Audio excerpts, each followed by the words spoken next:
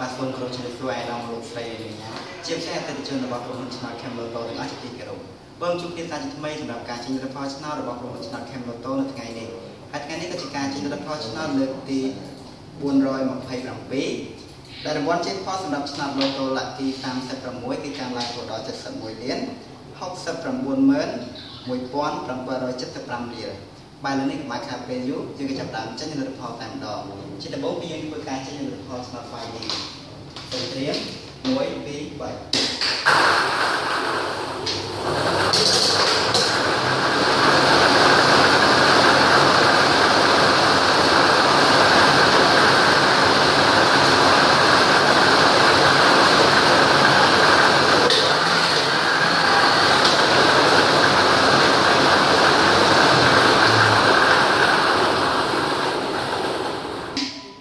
បាទលេខនេះលទ្ធផលឆ្នោត 5D បានចេញមកហើយដូច្នេះខ្ញុំសូមធ្វើការប្រកាសនៅលទ្ធផលតែម្ដងដែលក្របពីងប៉ុងទី1គឺមានលេខ7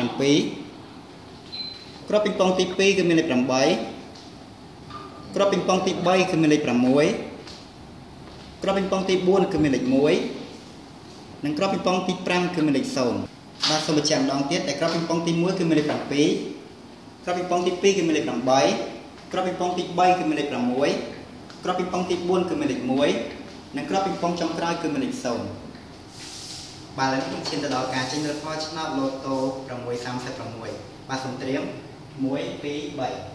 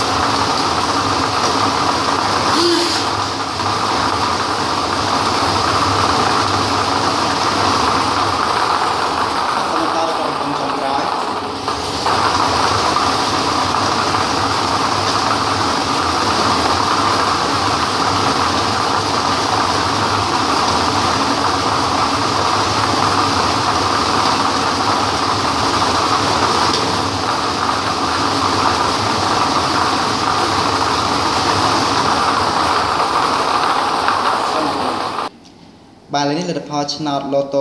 636បានចេញមកហើយដូច្នេះខ្ញុំសូមធ្វើការប្រកាសនៅលទ្ធផលតែម្ដងដែលក្របពីងប៉ុងទី1គឺមានលេខ21ក្របពីងប៉ុងទី2គឺមានលេខ24ក្របពីងប៉ុងទី3គឺមានលេខ1ក្របពីងប៉ុងទី4គឺមានលេខ34ក្របពីងប៉ុងទី5គឺមានលេខ29និងក្របពីងប៉ុងចុងក្រោយគឺមានលេខ9បាទសូមបញ្ជាក់ម្ដងទៀតដែលក្របពីងប៉ុងទី1គឺមានលេខ21លេខ24លេខ1លេខ34លេខ29និងលេខ9បាទនេះការចេញលទ្ធផលឆ្នោតរបស់ក្រុមហ៊ុនឆ្នោត Camloto ក៏ដល់ទីបញ្ចប់អរគុណសម្រាប់ការតាមដានទស្សនានៃការចេញលទ្ធផលនៅថ្ងៃនេះជាចុងក្រោយក៏សូមជូនពរអតិថិជនទាំងអស់សូមជួបប្រទះតែសេចក្តីសុខសេចក្តីចម្រើនរកទទួលទានមានបានគ្រប់គ្រងគ្រួសារពេលនេះសូមអរគុណសូមជម្រាបលា